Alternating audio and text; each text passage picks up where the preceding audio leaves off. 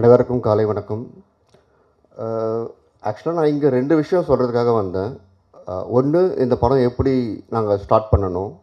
2வது, என்னோட அந்த நிலைமையில் இருக்கும்போது எனக்கு யார் யார் சப்போர்ட் பண்ணாங்களோ அவங்களுக்கு நன்றி சொல்ல நான் ஆசைப்பட்றேன். படம் எப்படி ஸ்டார்ட் ஆச்சுன்னா, நானும் பரத் சாரும் வந்து போயிட்டு ஒரு இடத்துல உட்காந்து சாப்பிட்டுட்டு ஸ்டுடியோ போய்ட்டு உட்காந்து பேசிகிட்டு இருந்தோம். அப்போது இந்த மாதிரி கதை இருக்குது மாமா, நீங்கள் கேட்குறீங்களா அப்படின்னாரு.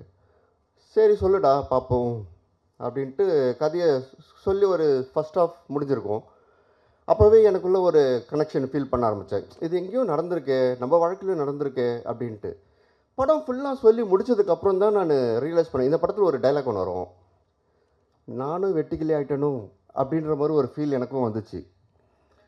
அதுக்கப்புறம் பேசி முடிச்சுட்டு அப்படியே தயங்கிட்டே இருந்தான். என்னடா அப்படின்னேன். இல்லை மாமா அப்படின்னா. சரிடா நம்மளே புஷ் பண்ணுவோம், இதை நானே கிக் ஸ்டார்ட் பண்ணுறேன் அப்படின்னு சொல்லி இந்த படத்தை ஸ்டார்ட் பண்ணணும். பண்ணிவிட்டு ஒரு கட்டத்தில் எங்களால் நவரவே முடியல. அன்றைக்கி வந்து நானும் உங்கள் குடும்பத்தான் அப்படின்னு சொல்லி வந்தவர் தான் பாஃப்னஸ் சார். அவருக்கு மிகப்பெரிய நன்றி சார்.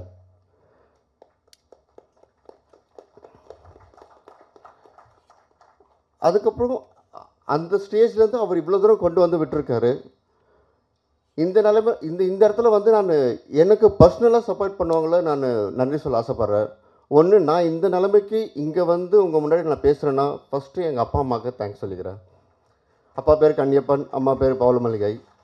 அதுக்கப்புறம் நான் சின்ன வயசுலேருந்து ஒரு முகத்தை மட்டும் நான் பார்த்து வளர்ந்தேன்னா அது என் கண்ணம். சாரி,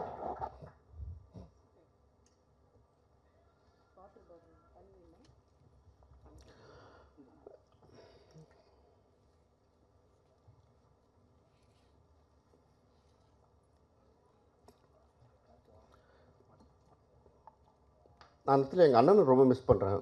அவர் பேர் விஜய் சங்கர். அவர் இளைஞ கூட ரொம்ப நல்ல மனுஷன். நான் எப்போ பண்ணாலும் கேட்பார், எப்படா போகுது படுவோம், எப்படா போகுதுடா படுவோம் அப்படின்ட்டு. அந்த மனுஷன் மிஸ் பண்ணுறேன். எங்கேயாவது இங்கேருந்து பார்ப்பாரு நான் நம்புகிறேன். அதுக்கப்புறம் நான் என்னை சின்ன வயசுலேருந்து நான் என்ன தப்பு பண்ணாலும் சரி, எது பண்ணாலும் சரி, இந்த ஒரு மனுஷன் மட்டும்தான் என்னை வந்து மோட்டிவேட் பண்ணிகிட்டே இருப்பார். அவர் வேறு யாரும் இல்லை, என்னோடய மாஸ்டர் வேலை அங்கிள். அவங்க ஒய்ஃப் காந்திமதி. அவ்வளோதான், இதோட முடிச்சுக்கிறேன். எல்லோரும் போய் தேட்டரில் படத்தை பாருங்கள், உங்களுக்கு ரொம்ப பிடிக்கும். உங்கள் மனசு நிச்சயம் அது தோடும். எல்லோரும் சப்போர்ட் பண்ணுங்கள். Thank you. Ladies and gentlemen, I welcome you on behalf of My3 and especially the media people. நான் எக்ஸ்பெக்ட் பண்ணல சென்னைக்கு ஒரு co-producer-ஆக வந்து இங்கே land ஆவேன்னு. I've been to Chennai earlier. I was working in Times of India. I know how important media is. I heartfully request all the media people to please support this movie. And I didn't expect that I'll be giving a speech also. I'm sorry for that, to not be prepared. But honestly, நான் ஒரு விஷயம் என்ன சொல்லணும்னு நினச்சேன்னா, பரத்தை என்னை approach பண்ணுறதுக்கு முன்னாடி எங்களுக்கு காமனாக ஒரு ஃப்ரெண்டு இருக்காப்புல, அசோக்ன்னுட்டு. நானும் என் மகளும் ஒரு வாட்டி ரெஸ்டாரண்ட்டில் போய் சாப்பிட்டுட்டு இருந்தோம். அப்போ வந்து அசோக் பேசிகிட்டு இருந்தாப்புல, ஆனால் பரத் தெரியுமான்னுட்டுன்னு. பரத் வந்துட்டு ராகேஷ் என் டீமில் விளையாடுவோம், மீன்ஸ் நாங்கள் 2 பேரும் ஒரே டீமில் விளையாடுவோம். ஸோ இன் தேட் கேஸ் அப்போது சொன்னாப்புல எனக்கு பரத்துக்கு கொஞ்சம் சப்போர்ட் தேவைப்படுதான் நான்னுட்டுன்னு. சரி, பரத்துன்னு நான் தெரிஞ்சவங்க தானே, ராகேஷோட தம்பி அப்படின்ட்டு கூப்பிட்டு பேசும்போது இப்படி சொன்னாப்புல ஒரு சின்ன சப்போர்ட் தேவைப்படுதுன்னுட்டுன்னு. Film industry is nothing to me. I really don't know anything about film industry. So அந்த சூழ்நிலையிலேருந்து நாங்கள் அதை பார்க்கும்போது I try to support or pull in little bit of friend circle to support the movie. அது it didn't shape up well. நான் ஏன் இதில் பிச்சின் ஆகணுன்னா, அந்த மூவி பார்க்கும்போது கூட எனக்கு it was a very raw movie. நீங்கள் இப்போ பார்க்குற மாதிரி ஃபினிஷ் ப்ராடக்ட் கிடையாது, ரொம்ப ரா மூவியாக இருந்துச்சு. அந்த மூவி எல்லாம் பார்த்து முடித்தப்போ எனக்கு இந்த மேக்கிங் ஒரு வீடியோ போட்டாங்க. So that really touch me. இவ்வளோ எஃபர்ட் போட்டு நம்மளுக்கு தெரிஞ்ச பையன் இவ்வளோ சப்போர்ட் இல்லாமல் பண்ணியிருக்காப்லன்றதுக்கு that one reason and that one song really touched me is நான் அப்பே சொன்ன பரத்துக்கு that one song will be really touching me. These are the 2 important reasons. And of course Bharat is a good guy. நான் சின்ன வயசுலேருந்து பார்த்துருக்கேன். அவங்க அண்ணன் ராகேஷ் கூட ரொம்ப நல்ல பையன். they have taken a lot of effort from their family, friend circle, lot of friends of course. இங்கே இருக்கிறவங்க எல்லாமே அவங்களோட ஃப்ரெண்ட் சர்க்கிள் மாதிரி க்ளோஸ் ஃப்ரெண்ட் சர்க்கிளில் பண்ணியிருக்காங்க. I wish this movie goes out very well. And I request all the media team to please support this and take this forward. Thank you all. அரங்கத்தில் அமர்ந்திருக்கும் அத்தனை நல்லுள்ளங்களுக்கும் மேடையில் வீட்டிருக்கும் மரியாதைக்குரிய ஆளுமைகளுக்கும் காலை வணக்கம். பொதுவாக ஒரு ஆடியோ லான்ச்சுக்கு வரப்போது அந்த பாட்டு எப்படி இருக்கும், ட்ரெய்லர் எப்படி இருக்குங்கிறது தெரிஞ்சுக்கிறதெல்லாம் விட கவிதா இன்றைக்கி என்ன பேச போகிறாங்க அப்படிங்கிறது ஆர்வம் அதிகமாக இருக்குது. Hats off. நீங்கள் வந்து நிறைய படங்களுக்கு ஒரே இயக்குனருக்கு நிறைய எழுதுறது பெரிய விஷயம். வாழ்த்துக்கள்.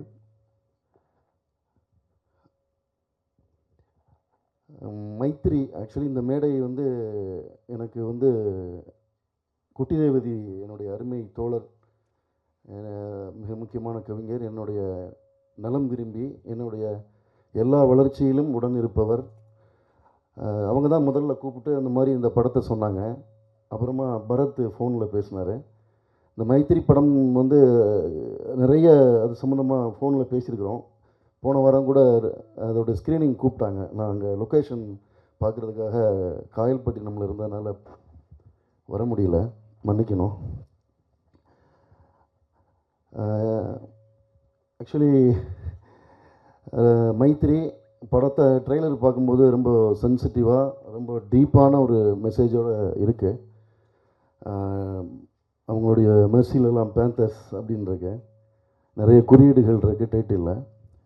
இந்த நேரத்தில் நான் ஆப்பா ராசா அந்த மேடையில் இருக்கிறதுனால நிறைய இந்த மேடையில் அதை சொல்லியிருக்கிறேன். இருந்தாலும் ஆப்பா ராசா அது இருக்கிறதுனால அதை சொல்கிறதுனால இன்னும் பொருத்தமாக இருக்கும்னு நினைக்கிறேன். வந்து 2010 என்னுடைய அவள் பெயர் தமிழரசி ரிலீஸ் ஆன புதுசில் அவர் அப்போ பத்திரிகை நிருபராக இருந்தார். புதிய பார்வை பத்திரிகையில் நிருபராக இருந்தார். என்னை சந்தித்து வந்து ஒரு பேட்டி எடுத்தார். அப்போ அந்த பேட்டி எடுக்கும்போது அது ஒரு ரொம்ப விரிவான ஒரு பேட்டி. 2010 அந்த பேட்டியில் தலித் சினிமா, விளிம்பு நிலை மக்கள், ஏழை ஒடுக்கப்பட்ட மக்கள் அப்படிங்கிறத பற்றி நீண்ட ஒரு இன்டர்வியூவாக இருந்தது. அதோட டைட்டிலே வந்து தமிழின் அடுத்த கட்ட சினிமா தலித் சினிமா அப்படிங்கிறது தான் 2010. அப்போ அதில் வந்து ஒரு இடத்துல சொல்லியிருந்தேன் வந்து, இனி வரக்கூடிய காலங்களில் தலித் சமூகங்களில், குறிப்பாக ஒடுக்கப்பட்ட சமூகங்களிலிருந்து படைப்பாளிகள் மேலெழுந்து வருவார்கள். மறுக்கப்பட்டவர்களின் கதைகளை வந்து தொடர்ச்சியாக இங்கே பேசப்படும் அப்படின்னு சொல்லியிருந்தேன். அதுக்கு ஒரு பெரிய வியாபாரத்தளம் உருவாகும் அப்படின்னு சொல்லியிருந்தேன். வந்து அப்போது ஃபேஸ்புக்கில் வந்து அந்த இன்டர்வியூ வரும்போது பயங்கர சண்டைலாம் இருந்துச்சு. நிறைய பேர் எங்கிட்ட வந்து சினிமாவில் குட் சினிமா பேட் சினிமா தான் இருக்குது, தலித் சினிமான்னு ஒன்று இல்லை அப்படின்லாம் சொன்னாங்க. அப்போ நான் சொன்னேன், அப்படிலாம் இல்லைங்க, கருப்பின மக்களை பற்றின ஒரு நாவலில் கருப்பின இலக்கியத்தை, கருப்பு விஷயத்தை எப்படி சொல்கிறோமோ அது மாதிரி விளிம்பு நிலை மக்களை பற்றி எப்படி சொல்கிறோமோ அது மாதிரி தலித் சினிமான்னு ஒன்று இருக்குங்க அப்படின்னா. கடைசி வந்து அந்த இன்டர்வியூ வந்து அந்த ஃபேஸ்புக்கில் இருந்து எடுக்கிற அளவுக்கு ஆயிடுச்சு. அவ்வளோ வட்டி இருந்தது எனக்கு வந்து. அப்புறம் 2012 வந்து அட்டகத்தி வருது, 2018 பரியேறு பெருமாள் வருது. தமிழ் சினிமாவில் தலித் சினிமாவுக்குன்னு ஒரு மார்க்கெட் உருவாகுது. வந்து ஆனால் ஆக்சுவலாக உண்மையாகவே சொல்லப்போனால் வந்து நம்ம வெளியிருந்து பார்க்கும்போது சினிமாவில் எல்லா காலங்கள்லையுமே எல்லா கதைகளையும் பேசுகிறோம். ஒவ்வொரு காலமும் ஒவ்வொரு கதைக்களங்களுக்கான வியாபாரத்தை கொண்டு வருகிறது. நான் இந்த ஆடியோ லான்ச் அவர் பரத்தை ஹீரோவாக பண்ணியிருக்காருன்னா அதோட ரியல் ஹீரோவாக பார்க்குறது வந்து தருண்குமார் பஃப்னா சார் தான். வந்து ஏன்னா ஒரு படம் வந்து எழுதுறதோ எடுக்கிறதோ விஷயமே இல்லை. இன்றைக்கி இருக்கக்கூடிய காலகட்டங்களில் ஒருத்தர் ஒரு படத்தை அங்கீகரித்து அந்த படத்தை ஆடியன்ஸுக்கு எடுத்துகிட்டு போகிறதுங்கிறது அது சாதாரணமான விஷயம் கிடையாது. அதுவும் குறிப்பாக நடிகர்கள் இல்லாத ஒரு படத்தை, ஏன்னா இப்போ நான் என்னோடய ஹபீபிக்காக தேட்டர் விசிட் நிறைய போனேன். வந்து கிட்டத்தட்ட சென்னையிலேருந்து கன்னியாகுமரி வரைக்கும் போகும்போது நிறைய தேட்டர் ஆப்ரேட்டர்ஸ், தேட்டர் மேனேஜர்ஸ், ஓனர்ஸ்லாம் சந்திக்கும் போது யதார்த்தம் வேறையாக இருக்குது. நம்ம இந்த மேடையிலேருந்து நம்ம ரொம்ப ஈஸியாக பேசிடலாம் வந்து தயாரிப்பாளர்கள், இயக்குநர்கள் அப்படின்னு. ஆனால் பாலமகேந்திரன் அடிக்கடி சொல்லுவார், ஒரு சினிமாவை உருவாக்குவது மட்டுமல்ல, ஒரு சினிமாவை அணுகுவது, அதாவது பார்ப்பதற்கே இங்கே வந்து ஒரு சென்ஸ் தேவைப்படுது, அதை சொல்லிக் கொடுக்கணும் அப்படின்னு வந்துட்டு. இங்கே என்ன பிரச்சனை இருக்குதுன்னு கேட்டிங்கன்னா, ஆக்சுவலாக என்னுடைய ஹபீபி படத்தோட ஒரு இதே எடுத்துக்கிட்டிங்கன்னா, எனக்கு வந்து ரோமியோ பிக்சர்ஸ் ராகுல் வந்து என்னோடய படத்தை ரிலீஸ் பண்ணார். ராகுல் அந்த படத்துக்கு வரல அப்படின்னா ஹபீபி வந்து இந்த அளவுக்கு வெற்றி படமாக மாறி இருக்காது, போய் சேர்ந்துருக்காது. நான் ஒரு தேட்டர் மேனேஜரோட பேசும்போது அவர் சொன்னார், சார் ஒரு ஷோக்கே நாங்கள் தரமாட்டோன்னு தான் சொன்னோம், ஆனால் ராகுல் சார் வந்து சண்டை போட்டு தரலைன்னா பாருங்கிற மாதிரி குடுமைப்பிடி சண்டை போட்டு தான் உங்கள் படத்துக்காக ஒரு ஷோ வாங்கினார். அப்புறம் அடுத்த நாட்கள் 2 ஷோவாக மாறுச்சு, 3 ஷோவாக மாறுச்சு. ஸோ எங்கள் ஸ்க்ரீனிங்கில் எங்கள் மால்லே 2 ஸ்க்ரீனிங் போட்டோம் அப்படின்னாங்க. பட் என்ன பிரச்சனைன்னு கேட்டிங்கன்னா, சிறிய படங்களுக்கு ஆடியன்ஸ் வர்றதில்லைங்கிறது தான் யதார்த்தமாக இருக்குது. இப்போ முன்னாடிலாம் சினிமாவில் வந்து பார்த்திங்கன்னா ஒரு 10 வருஷத்துக்கு முன்னாடி வரைக்கும் லேட் பிக்கப் அப்படின்னு ஒரு கல்ச்சர் இருந்தது. வந்து ஒரு 2-3 நாள் கழித்து வந்து பத்திரிகைகளை சொல்ல வேண்டிய அவசியமே இல்லை. பராசக்தி காலகட்டத்திலேருந்து போன வாரம் ரிலீஸ் ஆன எல்லா சின்ன படங்களுக்கும் பத்திரிகையாளர் கூட இருப்பாங்க. அதுதான் நம்ம ஊர் பத்திரிகையோடைய ஸ்பெஷல். எல்லா நல்ல டைரக்டர்ஸும் எல்லா நல்ல படங்களுக்கும் பத்திரிகைக்காரர்களுக்கு வந்து அவங்க பாரபட்சம் இல்லாமல் கொண்டு போய் சேர்த்துருக்காங்க. அது ஒரு பெரிய வரலாறு இருக்குது. ஹபீபியையும் என்னோடய அவள் பெயர் தமிழரசியும் அவங்க பெரிய அளவில் சப்போர்ட் பண்ணி கொண்டு போய் சேர்த்தாங்க.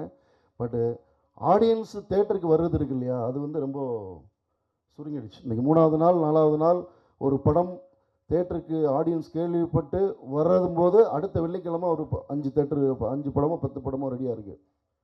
அதுவும் பெரிய நிறுவனங்கள் ரிலீஸ் ஆச்சுன்னா ஒரு 600 ஸ்க்ரீன்ஸ் 700 ஸ்க்ரீன்ஸை வைண்ட் அப் பண்ணிடுறாங்க. இப்போ தானே பிக்கப் ஆகி வருது, ஒரு 4 வாரம் தானே பிக்கப் ஆகி 4 நாள் 5 நாள் இப்போ தானே டாக் வருது. சரி ஓகே, ஒரு வாரத்துக்கு இந்த படத்தை போகலாம் அப்படிங்கலாம் இல்லை. அப்போ படம் ரிலீஸ் ஆகக்கூடிய எண்ணிக்கை, ஆடியன்ஸ்க்கு உள்ளே வராத போதாமை, இப்படின்னு நிறைய பிரச்சனைகள் இருக்குது. வந்து அதை அடிப்படையிலேருந்தே சரி செய்ய வேண்டியிருக்கு. இப்போ ஃபஸ்ட்டு ஒரு வெள்ளி சனி ஞாயிறு 3 நாள் தான் சினிமாவோட ஆயுசுன்னு இருக்கிறதுனால மக்கள், அதாவது நம்ம ஒரு தீபாவளிக்கு தயாராகிற மாதிரி, பொங்கலுக்கு தயாராகிற மாதிரி, நம்மளுடைய குடும்ப நிகழ்வுகளுக்கு தயாராகிற மாதிரி ஒரு எளிய கலைஞர்களுடைய ஒரு சிறிய படங்களை வந்து ஒரு 3-4 நாளைக்கு மேலே நம்ம வந்து இது தள்ளினோம்னா அந்த படம் தேட்டரில் நிற்காதுன்னு தெரிஞ்சு அந்த முதல் 3 நாள் ஓப்பனிங் வந்துட்டாங்கனாலே பிரச்சனை இருக்காது. ஆனால் அது வருவதுங்கிறது இங்கே வந்து ரொம்ப கடினமாக இருக்குது. ரொம்ப போராடி தான் வந்து தேட்டருங்களுக்கு ஷோஸ் வாங்க வேண்டியிருக்கு. அப்படி வந்து இந்த படத்துடைய ஹீரோவாக இருக்கக்கூடிய தருண்குமார் சாருக்கு வந்து வாழ்த்துக்கள் சார். ஏன்னா நீங்கள் ஆக்சுவலாக ஒரு பெரிய பின்புலத்திலேருந்து வர்றீங்க. நிச்சயமாக நீங்கள் நினச்சிருந்தா வந்து ஒரு பெரிய நடிகர்களோட படம் பண்ணலாம். ஆனால் உங்களுக்கு ஒரு அறம் இருக்குது. சிறிய படங்களை வந்து இந்த மாதிரியான போராடிக்கக்கூடிய கலைஞர்களை வந்து மக்கள்கிட்ட கொண்டு போய் சேர்க்கணும்னு நினச்சிருக்கிறீங்க. ரொம்ப நன்றி சார். பரத், பொதுவாகவே வந்து என்னென்னா மெயின் ஸ்ட்ரீம் சினிமாவுக்குன்னு ஒரு ஃபார்முலா இருக்குது. அப்புறம் மெயின் ஸ்ட்ரீம் ஆடியன்ஸுக்குன்னு ஒன்று இருக்குது, ஒரு பேட்டர்ன் இருக்குது.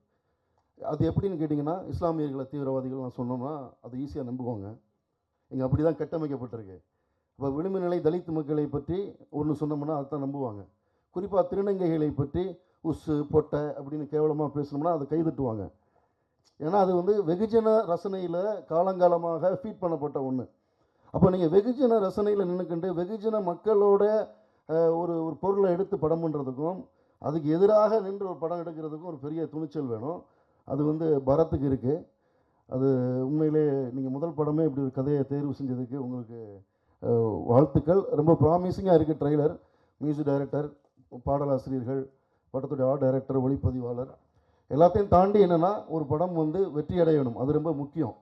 ஏன்னா வந்து ஒரு படம் சக்ஸஸ் இல்லைன்னா அந்த இயக்குனர் அடுத்த நாள் தனிமைப்படுத்தப்பட்டுருவார். அந்த தனிமை வந்து அவர் அது வரைக்கும் இருந்த தனிமையை விட ரொம்ப மோசமான தனிமையாக இருக்கும். யாரெல்லாம் அந்த கொள்கையை பேசுகிறாங்களோ அவங்க கூட நிற்க மாட்டாங்க. இப்போ இந்த துறை முழுக்க என்னென்னு கேட்டிங்கன்னா ஒரு வணிகம் சார்ந்த ஒரு துறை. நிச்சயமாக இந்த படம் வெற்றி பெறும் நம்பிக்கை இருக்குது. இந்த படம் மக்கள் வந்து தேட்டரில் பார்க்கணும். தொடர்ந்து தருண்குமார் சார் மாதிரியான நல்ல மனிதர்கள், நம்ம டிஸ்ட்ரிபியூட்டர் சார், அவங்க மெட்ராஸ் என்டர்டெயின்மெண்ட் நந்தகுமார் சார் எல்லாருமே நல்ல படங்கள் கூட நிற்கணும். நிச்சயமாக இந்த கலைஞர்கள் எல்லோருக்குமே இதில் நடித்த காயத்ரி ஷான்லேருந்து எல்லோருமே நிறைய எஃபர்ட் போட்டிருக்காங்கன்னு தெரியுது. கடுமையாக உழைச்சிருக்கிறீங்க. நான் சொல்கிறது ஒரே ஒரு விஷயந்தான். நீங்கள் கடலில் எத்தனை புயலை சந்திக்கிறீங்க, எவ்வளோ திமிங்கலங்களை சந்திக்கிறீங்க, எவ்வளோ பெரிய ஆழி பேரலைகளை சந்திக்கிறீங்கிறதெல்லாம் உங்கள் விஷயமே இல்லை. கப்பலை கரை கொண்டு வந்து சேர்த்தமாங்கிறது தான் வரலாறாக மாறும். வந்து ஸோ கப்பலை கரை கொண்டு வந்து கவனமான முறையில் சேர்க்க வேண்டும் என்பதை நீங்கள் இதுவே ஒரு பெரிய சைனிங்காக தெரியுது. இவ்வளோ முக்கியமான ஆட்கள் இந்த ஆடியோ லான்ச்சுக்கு வந்தது. தோழர் குட்டி ரேவதி அவங்கள என்னென்னா ஆக்சுவலி சமீப காலமாக நான் சொல்ல போனால் நிறைய விழாக்களுக்கு போக முடியல. ஏன்னா டிசம்பரில் ஷூட்டிங், அதுக்கான வேலைகள் இருக்கிறதுனால ரேவதி தோழருக்காக மட்டும்தான் வந்தேன். ஆனால் வந்து பார்க்கும்போது அது நிச்சயமாக அவர் வந்து ஒரு நல்ல டீம், அவங்க எல்லோரையுமே வந்து சந்தித்ததில் ரொம்ப சந்தோஷமாக இருக்குது. எல்லோருக்கும் வாழ்த்துக்கள். நன்றி. என்னென்னா உழைப்பு வந்து எப்பவுமே ரெஸ்பெக்ட் பண்ணிடணும், ஹானர் பண்ணிடணும். ஏன்னா அதுதான் ரொம்ப முக்கியமான விஷயம். அதான் கலைப்படிப்புனா அதில் வந்து பல விஷயங்கள் இருக்குது. முக்கியமாக சொல்லப்போனால் அதில் உயிர் போகிற அளவுக்கு பெயின் இருக்குது அதை படைக்கும் போது. ஸோ அதை வந்து பாராட்டிலன்னா அந்த டைம்லேயே அது செத்துரும். இந்த படத்தில் அவ்வளோ பெரிய உழைப்பு, கண்ணிலேயே பார்க்க முடியாத அளவுக்கு உழைப்பு இருக்குது. எதுக்கடா தேவையில்லாமல் இவங்களை கூட்டின்னு வந்து இதில் போட்டு டார்ச்சர் பண்ணிட்டோமோன்ற ஒரு பெரிய தயக்கம், பெரிய மன உடைச்சல். இதை எப்படின்னா வெளியே எடுத்துன்னு வந்துடணும், செத்தாலையும் பரவாயில்ல இதை வெளியே எடுத்துன்னு வந்துடுவேன்ற நம்பிக்கை இருந்துச்சு. முடிஞ்ச அளவுக்கு இல்லையா, உழைப்பு செத்துடக்கூடாது. இல்லை, உழைப்பு செத்துச்சுன்னா இந்த சமூகமே செத்துரும்.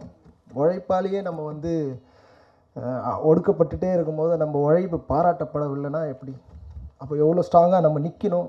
ஸோ இது வெறும் படமாக மாத்திரம் நான் கன்சிடர் பண்ணவே இல்லை. இது ஒரு ஐடியாலஜி, இது ஒரு சித்தாந்தம், இது ஒரு பிரின்சிபல். இந்த பிரின்சிபலை எப்படி எடுத்துகிட்டு போக போகிறோம்? ரொம்ப கிராட்டிடியூடோடு எடுத்துன்னு போகிறோம், நன்றியோடு எடுத்துன்னு போகிறோம். அப்போது எல்லாருக்கூடையும் எல்லாருக்கும் சேரும் அப்படின்ற ஒரு நம்பிக்கையோடு எங்கள் ஊரில் எங்கள் சித்தார்த் நகர் பசங்களுக்கு பெரிய நன்றியை தெரிவிச்சுக்கிறேன். ஏன்னா ஷூட்டிங்னாவே அவ்வளோ ஸ்ட்ராங்காக வந்து நிற்பாங்க. சித்தார்த் நகர், கேஜிஎல்லி, காத்தா நகர், இது எல்லாமே வந்து அங்கே இருக்கிற மக்கள் வந்து இந்த கதையை வந்து கதைன்றதை விட எங்களுடைய உழைப்பை வந்து பயங்கரமாக சப்போர்ட் பண்ணாங்க. அப்புறமா Jude Felix hockey academy, Jude sir வந்து அர்ஜுன் அவார்டு வின்னர். நான் போனேன்னா அவர் பின்னாடி அவரை சுற்றி நிறைய பேர் இருப்பாங்க. பட் ஆனால் இந்த படம் சொல்லி அவர் வந்து சப்போர்ட் பண்ண விஷயம்.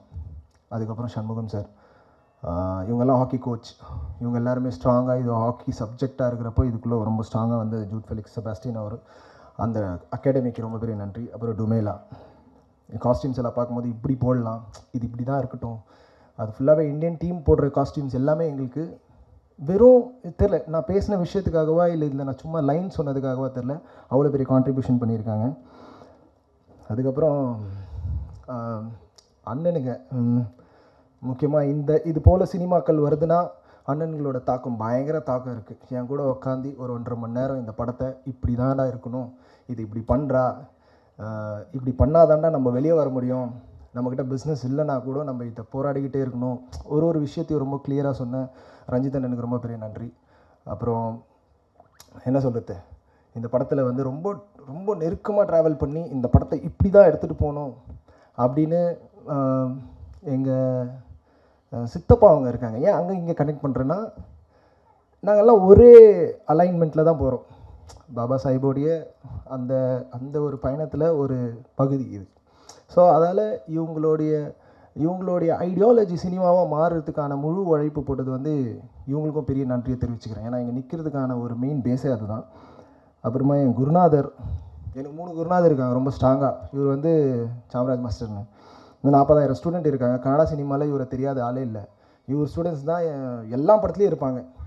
ஸோ அதுலேருந்து வந்தது தான் நானும். ஸோ தேங்க்யூ மாஸ்டர், எவாக்லும் முறையில மிஸ். அப்புறம் என்னுடைய குருநாதர், ரொம்ப முக்கியமான குருநாதர், காலையில் தூங்கி எழுந்துச்சுனாவே 10 வருஷத்துக்கு முன்னாடி இங்கே சினிமாவை தேடி வரும்போது எங்கள் மாமா பையன் எங்கள் சுரேஷ் அண்ணன் தூங்கி எழுந்துச்சுனா இட்லி இருக்கும் தலைமோட்டில், இதுதாண்டா சினிமா, இப்படி தாண்டா பண்ணோம், லைவாக பண்ணோம், உண்மையாக பண்ணோம், சும்மா ஃபேண்டசின்னு சொல்லியெல்லாம் பண்ண தேவையில்லை, உண்மையான கதையை போனால் அது மக்களுக்கு ரீச் ஆகும்னு சொல்லி கொடுத்த சுரேஷ் அண்ணன் நன்றி. அதுக்கப்புறம் சுப்ரமணியம் சிவா சார், வாய்ப்பு அவ்வளோ ஈஸியாக வந்துடாது. சிவா சார் வந்து அவர் கொடுத்த வாய்ப்பும் சரி, ஒரு போஸ்ட் ப்ரொடக்ஷன் ஒர்க்கு அதுக்குள்ளே இன்வால்வ் பண்ண வச்சதும் சரி, ரொம்ப வருஷமாக அவர் கூட ட்ராவல் பண்ணி நிறைய விஷயத்தை கற்றுன்னு இருக்கேன். முக்கியமாக அவர் எல்லா படத்துலையும் போய் அசிஸ்டன்ட் டைரக்டராக ஒர்க் பண்ணுவார். படம் பண்ணிட்ட பிறகு கூட போய் வெற்றிமாறன் சார் படத்தில் எந்த படத்தில் போனாலே சிவா சார் இருப்பார். அது நான் ஒன்று பார்ப்பேன், இவர் படம் பண்ணிட்ட பிறகு ஏன்டா இங்கே போய் ஒர்க் பண்ணுறாருன்னா, ஒன்று ஃப்ரெண்ட்லியாக போய் ஒர்க் பண்ணணும், இல்லைனா அவர் கற்றுக்கிறதுக்கு ஒர்க் பண்ணணும். ரெண்டுமே ஆரோக்கியமான விஷயமே, ரெண்டுத்தையும் அப்படியே கிராப் பண்ணியிருக்கேன். ஸோ அந்த மாதிரி சிவா சாருக்கு ரொம்ப பெரிய நன்றி தெரிவிச்சுக்கிறேன். அதுக்கப்புறம் ரொம்ப முக்கியமாக ஒரு ப்ரொடியூசர் ஒரு காசு அவ்வளோ ஈஸியாகலாம் வந்துடாது. அப்போ அந்த காசை இன்வெஸ்ட் பண்ணுறதுக்கு எவ்வளோ யோசிப்பாங்கன்னா அவ்வளோ அசால்ட்டாலாம் இல்லை. ஆனால் இதில் இனிஷியல் ஸ்டேஜில் நான் ஒரு கதையை எடுத்துகிட்டு போகும்போதோ என்னை ஷார்ட் ஃபிலிம்லேருந்தே சப்போர்ட் பண்ண எங்கள் மாமா லக்ஷ்மி நாராயணன், அப்புறம் அக்கா, 2 பேருமே வந்து ரொம்ப சென்சிட்டிவாக ஒரு ட்ராவல் இருந்தாலையும் மைத்ரி வந்து இந்த படத்தை எப்படியெல்லாம் எவ்வளோ தூரத்துக்கு நேற்று வரைக்கும் எவ்வளோ தூரத்துக்கு சப்போர்ட் பண்ணியிருக்காங்கன்றது நினைக்கும் போது அதுக்கெல்லாம் வார்த்தையே இல்லை. அதேமாதிரி எமோஷனல்லாம் பயங்கரமாக ஆகிடுவேன் நான், நல்லா குபீர்னு. கேமராமேன் சொன்னார், ஜி ஸ்டேஜில் கேஜில் அழுதுறாதீங்க ஜின்னு. சத்தியமாக அழ மாட்டேன் ஜி, ஏன்னா இப்போ தான் நான் வந்திருக்கேன். அதுக்கெல்லாம் அவ்வளோ ஈஸியெல்லாம் அசர்ற மாதிரி இல்லை. பர்சனலாக ரொம்ப க்ளோஸாக இருக்கிறவங்க, நெருக்கமாக இருக்கிறவங்ககிட்டலாம் வேணால் கதறி அழலாம். இந்த அண்ணன் முன்னாடியெல்லாம் அண்ணனுக்கு தெரியும், அண்ணனா நம்ம அண்ணன் சீனியர், நம்மளுடைய சீனியர், சினிமாவில் எங்களுக்கான சீனியர் அண்ணனுக்கெல்லாம் கதறி மெசேஜ் அனுப்பியிருக்கேன். அவரெல்லாம் டே சாரிடா ஏன்டா அப்படின்ற மாதிரி பேசுகிற அளவுக்கு போயிருக்கு. ஸோ அந்த வகையில் அவ்வளோ ஈஸியெல்லாம் அழ மாட்டேன். நிறைய விஷயங்கள் பேச வேண்டியதாக இருக்கிறதால பயங்கர போல்டாக, ஏன்னா இது ஒரு வாரில் இருக்குன்றது எனக்கு நல்லா தெரியுது. கை காலை வெட்டினா கூட படம் பண்ணிக்கிட்டே இருப்போம். ஏன்னா இது எங்களை ஐடியாலஜி, இது எங்களோட சித்தாந்தம். We won't give up. ஏன்னா இது அவ்வளோ ஸ்ட்ராங்காக எடுத்துகிட்டு போகணும் மக்கள்கிட்ட. ஸோ அந்த வகையில் லக்ஷ்மி நாராயணன் அண்ணன் மாமாக்கும் அப்புறம் அக்காவுக்கும் பெரிய நன்றி. சரிங்களா? அப்புறம் அண்ணன் சொன்னாலும் அப்படியே மூச்சு முட்டுற அளவுக்கு, இதுதான் இவ்வளோ தூரம் நான் எப்படின்னா பேசிடுவேனா, இவங்களை பற்றியெல்லாம் பேசினா எப்படி இருக்கும் அப்படின்ற நினைக்கும் போது ரொம்ப போல்டாக இது எப்படி கண்ட்ரோல் பண்ணுவேன்னு தெரியாமல் இருந்தாலும் சரி, முடிஞ்ச அளவுக்கு லைட்டாக கிளான்ஸ் பண்ணிக்கிறேன். அண்ணன் இல்லாமல்லாம் நான் இங்கே இல்லவே இல்லை. பயங்கர ஸ்ட்ராங்கான சப்போர்ட், அது எல்லாருக்குமே தெரியும், டீம் எல்லாருக்குமே தெரியும். ஏன்னா அது சாதாரணமாகவே ஒரு அண்ணனா அப்படியே ஓகே எல்லாருக்கும் சப்போர்ட் இருக்கலாம். ஆனால் அவர் பயங்கர கிரிக்கெட்டரு. எங்கள் வீட்டில் பயங்கர கப்புங்க இருக்கும். அதெல்லாம் தூக்கி வச்சு ஒரு வாட்டி வீடு ஷிஃப்ட் ஆகும்போதோ அந்த கப்புங்கெல்லாம் எடுத்து லோட் பண்ணிகிட்ருக்காரு. நான் வேலைக்கு போகிற நிலமை இல்லை, நீ வேலைக்கு போயே தீரணுன்ட்டார் ஒரு வாட்டி. நீ வேலைக்கு போயே தீரணும், ஏன்னா நீ 10 வருஷத்துக்கு அப்புறம் 10 லட்சம் இல்லை 10 கோடி எடுத்து வந்தால் கூட இங்கே யாரும் இல்லைன்னா நீ என்ன பண்ணுவே, எல்லாம் வேஸ்ட் ஆகிடும். இப்போத்துக்கு ஃபேமிலியை பார்த்துக்கணுன்னா நீ வேலைக்கு போகணும் அப்படின்ற மாதிரி ஒரு நிலையில் வந்தாச்சு. வீட்டில் ரொம்ப கஷ்டமான சூழ்நிலையில் நானும் ரொம்ப ஃபீல் ஆகிட்டேன். ஏன்னா நான் ஒரு ஷார்ட் ஃபிலிம் பண்ணியிருந்தேன், அது நல்லா வந்துருந்துச்சு. ஆனால் நம்ம டேரக்டர் ஆகிடலாமே, நம்ம எதுக்குடா வேலைக்கு போகணுன்னு. இன்ஜினியரிங் படிச்சிருக்கேன், நல்ல வேலை கிடைச்சிரும். பட் ஆனாலும் அது ஒத்துக்காது இல்லை பேஷன். அப்போது நான் 2 நாள் மன உடைச்சல். அதை அவர் புரிஞ்சுக்கினார். உன் ஸ்கிரிப்டெல்லாம் என் கப்பு மாதிரி வச்சிடாத, நீ போ, நான் ஃபேமிலியை பார்த்துக்கிறேன், நீ டேரக்டர் ஆகும். இங்கே நிற்கும் போது நான் டேரக்டர் ஆகிட்டேன்னு நினைக்கிறேன். ஸ்கிரிப்டை வைக்கல நான் இல்லை, சரியா? அதுக்கப்புறம் நண்பன் ஒருத்தன் கத்தின்னு ஓடி நின்றான் இல்லை விஜய்னு, இந்த காலேஜில் டான்ஸில் கூப்பிட்டு வந்து நடுவில் நிற்க வச்சு நீ பண்ணுவேன்னு அசோசியேட் ப்ரொடியூசராக மாறி இதில் ரொம்ப பெரிய பயணம். நிறைய விஷயம் இழந்துட்டான் அவன் இந்த படத்தாலன்னு சொல்லலாம். ஒரு விதத்தில் நிறைய விஷயம் இழந்துட்டான். பட் ஆனால் இன்றைக்கி வரைக்கும் எவ்வளோ ஸ்ட்ராங்காக நிற்கிறான்னா, அதுக்கு என் மேலே வச்சுருந்த நம்பிக்கைக்கு நான் எப்படி என்ன ரிட்டர்ன்ஸ் பண்ண போகிறேன்னு தெரில. கண்டிப்பாக ரிட்டர்ன்ஸ் வந்துடும்ன்ற நம்பிக்கை இருக்கியா பேசின பேச்சில் எல்லாரும், சரியா? அதனால் விஜய்க்கும் ரொம்ப பெரிய நன்றியை தெரிவிச்சுக்கிறேன். ஆல்பர்ட்னா சின்ன வயசுலேருந்தே பயங்கர டிசிப்ளின்டு. அவரை பார்த்தாலே நம்ம ஏரியா புள்ள என்னடா இவ்வளோ டிசிப்ளினாக இருக்குது, நம்மளாம் அப்படி இல்லவே இல்லையாடா அப்படின்ற மாதிரி இருக்கும். டிசிப்ளினாக நடந்து வருவார், டிசிப்ளினாக நடந்து போவார். பேட்டிங் ஆடும்போது கூட ராகுல் டிராவிட் மாதிரியே பிஹேவ் பண்ணுவார். அப்போ அவ்வளோ டிசிப்ளின்டான ஆளாக இருக்கும்போது அது பெரிய ஒரு இன்ஸ்பைரிங்காக இருந்துச்சு. அவர் பயங்கரமாக ஒரு மூடை க்ரியேட் பண்ணிகிட்டே இருக்கார். சரி, அவர்கிட்ட போய் நிற்கும் போது சூப்பராக ரிசீவ் பண்ணி எங்களை அடுத்த கட்டத்துக்கு எடுத்துன்னு போகிறார். ஸோ ஆல்பர்ட்னாக்கு ரொம்ப பெரிய நன்றி. அதுக்கப்புறம் சேட்டண்ணன் கிராஃபிக்ஸ் ஒரு 3-4 படத்துக்கு வந்து ரோட்டோ ஆர்டிஸ்ட்டாக ஒர்க் பண்ணி இந்த படத்தில் ஹாக்கி டீம்ஸை வந்து ஃபுல்லாகவே அந்த ஹாக்கி போர்ஷன் எல்லாத்தையுமே வந்து பேக்ட்ராப் எல்லாம் பக்காவாக ஒர்க் பண்ணி கொடுத்த சூப்பர்வைசர், கிராஃபிக்ஸ் சூப்பர்வைசர் எங்கள் மாமன் சேட்டனுக்கு நன்றி. அதுக்கப்புறம் ஏசு வந்து ஷூட்டிங் அட்டென்ட் பண்ணிட்டு வந்து இப்போ பார்க்குற வீடியோஸ் எல்லாமே எடிட் பண்ணி ஷூட்டிங்லேயும் அட்டென்ட் பண்ணிவிட்டு அங்கே ஆஃப்லைன் எடிட் பண்ணி திருப்பி வந்து நைட் ஃபுல்லாக தூங்காமல் வெறும் 1 hour மட்டும் படுத்து எழுந்துட்டு போகிற எனர்ஜி இருக்கிறதுனா அதெல்லாம் வந்து அந்த உழைப்பை எப்படி ரிட்டர்ன்ஸ் பண்ண போகிறோன்னு தெரியாது. ஸோ ஏசு, சதீஷ் இவங்க எல்லாம் கிராஃபிக்ஸ் டீமுக்கு எல்லாமே ரொம்ப பெரிய நன்றி தெரிவிச்சுக்கிறேன். அதுக்கப்புறம் ஆர்ட் டைரக்டர், நீ காற்றுலேயே வரைவையா அப்படின்ட்டு பறந்து பறந்தெல்லாம் வரைஞ்சாப்புல. ஆனால் ரொம்ப சென்சிட்டிவான மேட்ரு என்னென்னா, அவங்க அப்பாவுக்கு ஆப்ரேஷன் ஆகிடுச்சு. ஷூட்டிங்கில் அன்றைக்கி வரப்போகிறதுலன்னு இதெல்லாம் டிசைட் பண்ணிட்டோம். வாட்ஸ்அப்பில் மெசேஜ் பறக்குதா வந்து ஆப்ரேஷன் அவங்க அப்பாவுக்கு ஆகிட்டே இருக்கும்போது கூட அங்கே ஆப்ரேஷன் ஆகிட்டுருக்கு. ஆனால் இங்கே குரூப்பில் இந்த ஐட்டம் இங்கே இருக்குது, இந்த ப்ராப்பர்ட்டி இங்கே இருக்குது, இந்த கண்டினியூட்டி அங்கே இருக்குது அப்படின்னு குரூப்பில் பேசிகிட்டே இருக்காப்புல அங்கே ஆப்ரேஷன் ஆகிட்டுருக்கு. நானும் சரி, ஒரு ஆர்ட் டைரக்டர் இல்லைன்னா, ஒரு ஷூட்டிங் ஸ்பாட்டில் ஒரு ஆர்ட் டைரக்டர் ஸ்பாட்டில் இல்லைன்னா அது பெரிய ப்ராப்ளமை க்ரியேட் பண்ணுறோம் போஸ்ட் ப்ரொடக்ஷனில். நான் பண்ணிகிட்டே இருக்கோம். ஒரு 2 மணி நேரம் ஸ்டார்டிங்லேருந்து ஒரு 11-12 மணி வரைக்கும் ரொம்ப கஷ்டப்பட்டோம். கபார்னு பார்த்தா நான் ஃப்ரேமில் பார்த்துன்னுக்கிறேன், மூஞ்சி வந்துட்டு போகுது ஆர்ட் டைரக்டருது. என்ன ராஜா இங்கேனா, இல்லை ஆப்ரேஷன் பண்ணியாச்சு முடிஞ்சிச்சு, அப்பா அனஸ்தீசியாவில் இருக்கார், இன்னும் ஏஞ்சிக்கிறதுக்கு ஒரு 3 மணி நேரம் ஆகும். ஸோ அந்த கேப்பில் நான் இதை முடிச்சுட்டு நான் திருப்பி ஓடிடுறேன். ஏன்னா அவங்க வீட்டில் யாரும் இல்லை, அவன் தான் பார்த்துக்கணும் அப்பாவை. அந்த நிலையில் இருக்கிறப்போ, ஏன்னா அம்மாவுக்கும் உடம்பு சரியில்லை, இப்போ அவங்க இல்லை. பட் ஆனால் ரெண்டுத்தையும் பார்த்துக்கின விஷயம் வந்து அந்த நான் சொன்ன விஷயத்துக்கு எவ்வளோ ரெஸ்பான்சிபிளாக, முக்கியமாக இந்த ஐடியாலஜிக்கலாக அவன் எவ்வளோ கனெக்டடாக இருந்தால் அப்பா அங்கேயும் பார்த்துக்கணும் இங்கேயும் பார்த்துக்கணும்னு சொல்லி பேலன்ஸ் பண்ணது ஆர்ட் டைரக்டர் ரொம்ப பெரிய நன்றி. தம்பி தான் கூடயே சுற்றுனவங்க, இதை குத்துடலாமா ஒர்க் அவுட் ஆகுமானா ஒர்க் அவுட் பண்ணி காட்டினாப்புல இல்லையா. ஸோ அதால் ரொம்ப பெரிய நன்றி ராஜா, பெரிய ஒர்க் அது. அதுக்கப்புறம் சவுண்டு கேட்குற விஷயம் எல்லாமே வந்து இவனுக்கு என்ன தெரியும்னா டிஜே தான் தெரியும். சாராவை டிஜே பண்ணியிருக்கேன், எனக்கு எதுவுமே தெரியாது, நீ வா இதெல்லாம் பண்ணுன்னு நைட் அண்ட் டே ஸ்பெஷலாக மியூசிக் கொடுத்து, மியூசிக்கில் ஐடியா கொடுத்து, அந்த சவுண்ட் எஃபெக்ட்ஸ் எல்லாமே பக்காவாக ஒர்க் பண்ண சாராவுக்கு நன்றி. அதுக்கப்புறம் டிஏ ஆர்டிஸ்ட் திலீபனுக்கும் நன்றி. மேக்கப் ஆர்டிஸ்ட் பூஜா தேதி, குழந்தை பிறந்துட்ட பிறகு கூட ஷூட்டிங் ஸ்பாட்டில் வந்து எப்படி சொல்கிறதுனே தெரியாது, கை குழந்தையாக இருக்கும்போது கூட அவங்க கை குழந்தை இருக்கும், பட் ஆனாலும் வீட்டில் விட்டு வந்து நைட் அண்ட் டே என் கூட வந்து அது ஒர்க் பண்ணது ரொம்ப பெரிய நன்றியை தெரிவிச்சுக்கிறேன் தீதி. தேங்க்யூ தீதி. அதுக்கப்புறம் என் பர்சனல் அசிஸ்டண்ட்டாக என் கூட கிட்டத்தட்ட உடம்பு சரியில்லைனா என் கூட ட்ராவல் பண்ணி என்னை பார்த்துக்கின விஜய் நன்றி விஜய். அதுக்கப்புறம் அசிஸ்டன்ட் டைரக்டர்ஸ், முக்கியமான second assistant directors Sridhar, Shivangi ரொம்ப நன்றி. ஸ்ரீதர்னா என் சின்ன வயசு ரோல் பண்ணுவேன், அவனுக்கும் ரொம்ப பெரிய நன்றி தெரிவிச்சுக்கிறேன். அதுக்கப்புறம் அசோகண்ணா, இந்த ஆள் மட்டும் இல்லைன்னா சத்தியமாக நாங்கள் எல்லாம் இங்கே இல்லவே இல்லை. அசோகண்ணா நடுவில் 2-3 பேர் சொல்லியிருக்கேன், அசோகண்ணா இல்லைன்னா இல்லவே இல்லை.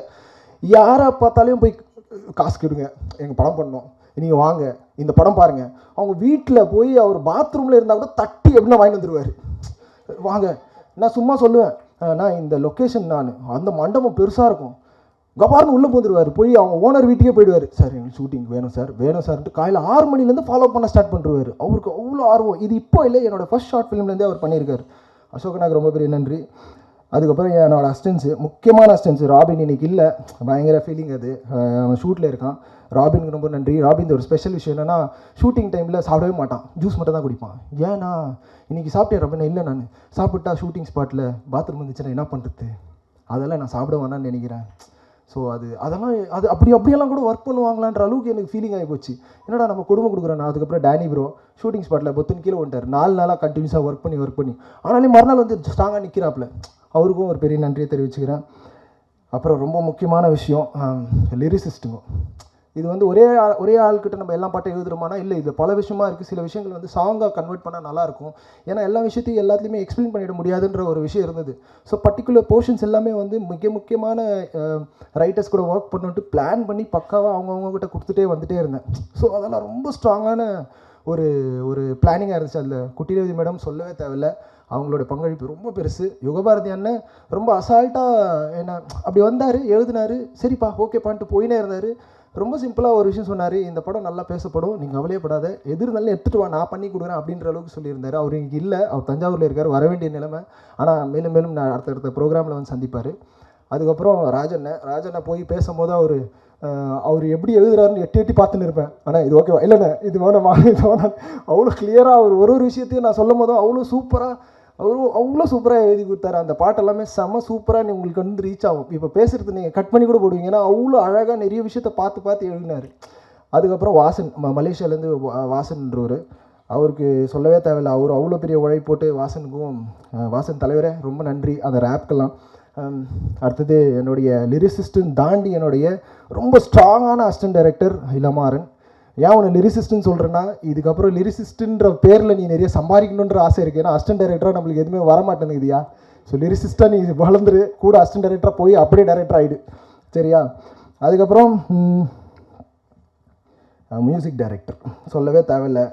இந்த ஆள் வந்து எதுக்கு கண்ணாடி போட்டேன்னா, ஒரு நாள் கண்ணாடி எடுத்துட்டாப்புல, எனக்கு நான் போட்டு பார்த்தேன், ஒன்றுமே தெரிலனா அதுக்கு தான் நான் ஒரு வாட்டி கண்ணாடி காணாமல் போயிடுச்சு.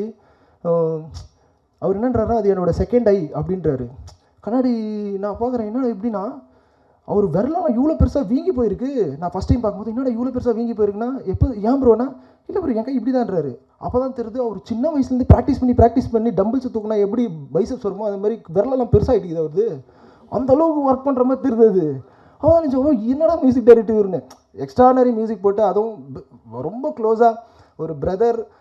எனக்கு இந்த படத்தை வந்து என் படத்தை ரொம்ப தெளிவாக காட்டினது வந்து மியூசிக் டைரக்டர் தான். ஜுவல் ப்ரோ நேற்று கூட இந்த ட்ரைலருக்கு மியூசிக் எங்கே போட்டார்னா, அவர் பஸ்ஸில் வரும்போது போட்டு அனுப்புனார், 5 மணிக்கு அவுட் எடுக்கிறோம். ஸோ அது ரொம்ப பெரிய ஒர்க்குன்னு நினைக்கிறேன், ஏன்னா கண்டினியூஸாக பிஸி அந்த ஆள், பிடிக்கவே முடியல. அவருக்கு நான் நேற்று ராத்திரி கம்போஸ் பண்ணது காலையில் மட்டும் வந்த பிறகு தான் அவுட் எடுத்தோம். அதுக்கு இந்த படம் ஃபுல்லாகவே நீங்கள் பார்த்தீங்கன்னா நல்லா தெரியும். இன்றைக்கி சத்தியமாக அவர் வந்து தமிழ் சினிமாவில், இந்திய சினிமாவில் ரொம்ப முக்கியமான மியூசிக் டைரக்டராக வருவார்ன்ற நம்பிக்கை இருக்குது, அதில் டவுட்டே இல்லை. அப்புறம் என் கேமராமேன், அவர் தான் சொன்னேன்னா எமோஷன் ஆயிடுவேன். அவர் சொல்லுவார், ஜி ஸ்டேஜில் நான் எழுதுறாதீங்க ஜின்னு. ஏன்னா ஷூட்டிங் ஸ்பாட்டில் வந்து கேமரா வந்து ரொம்ப முக்கியம். கேமராமேன் எவ்வளோ முக்கியம்னா, கேமராமேன் தானே சினிமா, ஆனால் அவர் இருக்கிறதே தெரியாது. சும்மா கேமராவில் ஜி அப்படின்னா ஜி அப்படின்னு ஒரு கண்லேயே நாங்கள் பேசிப்போம். அந்த அளவுக்கு எவ்வளோ கனெக்டடாக இதுக்குள்ளே ட்ராவல் பண்ணியிருக்காருன்னா அவ்வளோ கனெக்டடாக ட்ராவல் பண்ணியிருக்காரு. அது சாதாரண கனெக்ஷனே இல்லை.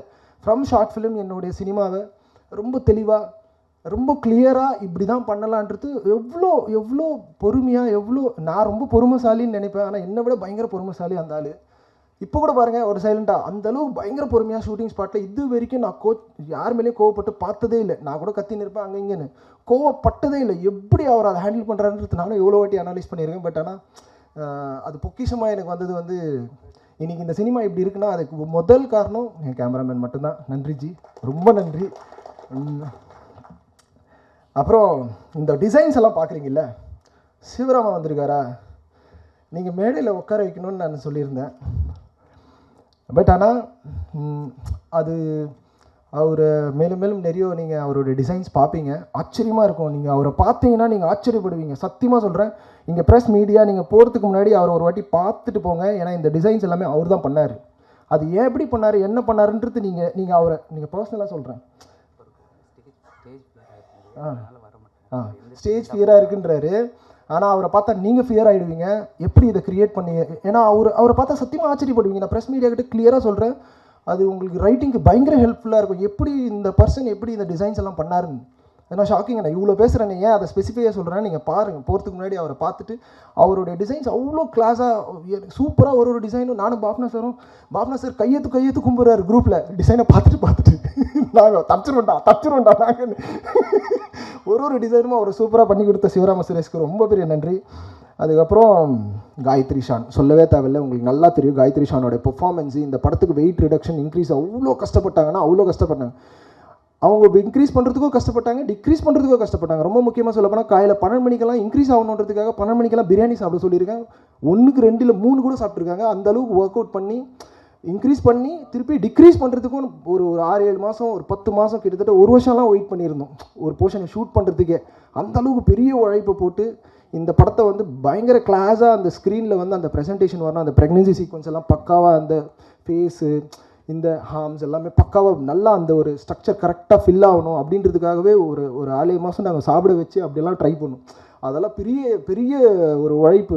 ஏன்னா அவங்க அதுக்காக அவங்க ரொம்ப ஃபீல் பண்ணிட்டாங்க, இதெல்லாம் எனக்கு வாய்ப்பெல்லாம் வராத போயிடுமான்னு. நான் சொன்னேன், கண்டிப்பாக இதெல்லாம் வாய்ப்பு அப்படியெல்லாம் இருக்கவே இருக்காது. உங்களுக்கு நம்பிக்கை இருந்தால் பண்ணீங்கன்னா நம்ம நார்மலாக பண்ணலான்னு. ஆனால் அதை அவங்க நம்பி அதை அக்காம்ப்ளிஷ் பண்ணி அதை இன்றைக்கி நம்ம கூட காட்டுறாங்கன்னா அவ்வளோ பெரிய உழைப்பு. நானும் கேமராமேன்லாம் ஷூட் பண்ணே இருக்கும்போது பார்ப்போம், அவ்வளோ சுவாரஸ்யமாக அவங்க பண்ணியிருப்பாங்க. அப்பயே தெரிஞ்சிடும் இது செம்மையாக ஒன்று ஒர்க் அவுட்.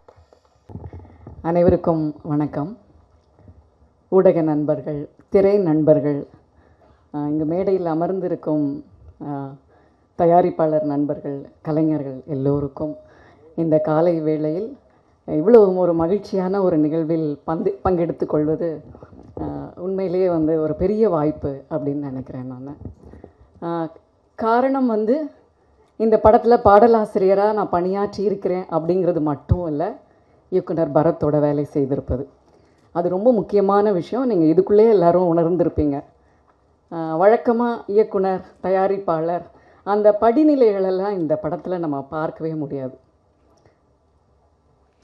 திரைத்துறையில் வந்து இயக்குனராக இருப்பது என்பது மிகுந்த தனிமையான பயணம். கூப்பிட்டா அசிஸ்டன்ட்ஸ் ஓடி வருவாங்க, காஃபி வரும், சாப்பாடு கிடைக்கும், 100-200 பேர் செட்டில் வேலை செய்வாங்க, ஒரு கன்வேயர் பெல்ட்டில் ஏறின மாதிரி இருக்கும். ஆனால் என்ன இருந்தாலும் இயக்குனருடைய தனிமை என்பது இயக்குனரோடே இருப்பது. அது திரைக்கு பின்னாடி, படப்பதிவுக்கு பின்னாடி நிறைய வலி, இழப்பு, போராட்டம், குழப்பம், தயக்கம், தடை, சந்தேகம் எல்லாத்தோடையும் இருக்கும். அந்த தனிமையை எல்லாம் மிகப்பெரிய வலிமையாக ஆக்கி காட்டியிருக்கிறார் இந்த படத்தில் பரத் அப்படின்னு நம்ம சொல்லணும். அடுத்த முக்கியமான விஷயம், சினிமானா ஒரு டெம்ப்ளேட் இருந்துகிட்டே இருக்குது. இன்றைக்கு வரைக்கும் அந்த டெம்ப்ளேட்டை ஏதோ ஒரு நோக்கத்திற்காக, வணிக நோக்கத்திற்காக அல்லது மற்ற சமூக நோக்கங்களுக்காக இன்றைக்கு வரைக்கும் நம்ம வலியுறுத்திக்கிட்டே இருக்கோம். அந்த டெம்ப்ளேட்டை தகர்த்திருக்கார் பாரத் இதில்.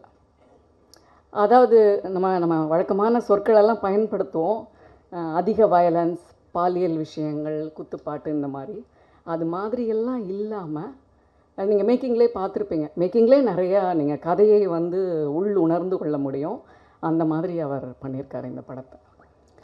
அண்ணல் அம்பேத்கரினுடைய கருத்தியலில் ஊறியவள் நான். அதனால் எனக்கு என்ன தோணும் அப்படின்னா, நன்றி, அந்த கருத்தியலை உள்வாங்கிய நிறைய கலைப்படைப்புகள் வரவேண்டிய அவசியம் இந்த சமூகத்தில் எப்பவும் இருந்துகிட்ருக்கு. பரத் மாதிரி நூற்றுக்கணக்கான இயக்குனர்கள் வரவேண்டிய அவசியம் இருக்குது முழு இந்தியாவிற்கும். இதை பேன் இண்டியா படம்னே நம்ம சொல்ல, பேன் இண்டியன் ஃபில்ம்னு நம்ம அவசியம் சொல்லி ஆகணும் அப்படின்னு நினைக்கிறேன். ஏன்னா நாட்டுப்பற்று மிக்க எவருக்கும், சமூக பற்று, சமூக மக்கள் மேலே அக்கறை இருக்கிற எவருக்கும் இந்த மாதிரியான ஒரு உணர்வு வந்து உள்ளூர இருந்து கொண்டே இருக்க வேண்டும். அதனுடைய இளைய தலைமுறையினுடைய முதல்வனாக நம்ம வந்து பரத்தை முன்வைக்கலாம் அப்படின்னு நான் நினைக்கிறேன். சினிமாவை நம்ம எப்பொழுதும் வந்து ஒரு கனவு தொழிற்சாலை அப்படின்னு சொல்கிறோம். அது ரொம்ப வழக்குழிந்து போயிடுச்சு அப்படின்னு நினைக்கிறேன் நான். அது நகர்ந்து எப்போவோ போயிடுச்சு. ஆனால் நம்ம அதை கனவு தொழிற்சாலைன்னு சொல்கிறோம். ஆனால் அப்படி இல்லை. அது எப்போவோ சமூகத்திற்கு மத்தியில் இறங்கி அது நமது கதை, நமது கருத்து எல்லாவற்றையும் குழைத்த ஒரு உணர்வு தொழிற்சாலையாக மாறியிருக்கு. குறிப்பாக தமிழ்நாட்டில் வந்து சினிமா வந்து எங்கெங்கும் எப்பொழுதும் இருந்துகிட்டே இருக்குது நமக்கு மத்தியில். ஆனால் அதை நகர்த்தி வைத்து ஒரு கவர்ச்சியான ஒரு ஊடகமாகவே பார்க்கும் நிலை வந்து மாற வேண்டும். அதுவும் இந்த திரைப்படத்தில், மைத்ரி படத்தில் மாறியிருக்கிறது என்று நான் நம்புகிறேன். இயக்குனர் பரத் தான் இதில் கதாநாயகனாகவும் நடித்திருக்கிறார். 2 கதாபாத்திரமாக இதில் பண்ணியிருக்கிறார். அவர் இயக்குனராகவும் செய்திருக்கிறார், கதாநாயகனாகவும் பண்ணியிருக்கிறார். கதாநாயகனை விட இயக்குனர் கதாபாத்திரம் வந்து மேலோங்கி இருக்கிறது என்று நான் நம்புகிறேன். எப்பொழுதும் சொல்லுவாங்க, இலக்கை விட, சென்று சேரும் இலக்கை விட பயணம்தான் ரொம்ப முக்கியம் அப்படின்னு சொல்லுவாங்க. நான் ஒரு சித்த மருத்துவர், சித்தர்களுடைய தத்துவங்களில் பெரிய நம்பிக்கை கொண்டவள். அப்படி பார்க்கும் பொழுது இந்த படத்தோட பயணத்தை நாங்கள் அவ்வளோ என்ஜாய் பண்ணோம், அவ்வளோ அனுபவித்தோம். நீங்கள் பார்த்தீங்கன்னா ஒரு கூட்டுறவு, ஒரு கூட்டு மனசாட்சியாக இந்த படம் வந்து இருந்திருக்கு. இயக்குனர் பரத் தான், தயாரிப்பாளர் வந்து தருண்குமார் தான். ஆனால் இந்த படத்துக்குள்ளே வந்து வேலை செய்த பணியாற்றிய எல்லோருமே இந்த படத்தினுடைய கூட்டு மனசாட்சியாக இருப்பாங்க. அது ரொம்ப ஒரு ரேர் ஃபினாமினல், ஒரு அரிய ஒரு பண்பு அப்படின்னு நினைக்கிறேன். அதை இந்த படத்தில் நம்ம உள்வாங்க முடிஞ்சது அப்படின்னு நினைப்பேன் நான். அப்புறம் இன்று சினிமா திரைத்துறைக்கு ரொம்ப அவசியமாக தேவைப்படுவது அப்படின்னு நான் நம்புறது என்னென்னா, ஒரு நவீன சினிமா பண்பாடு தேவைப்படுது அப்படின்னு நினைக்கிறேன்.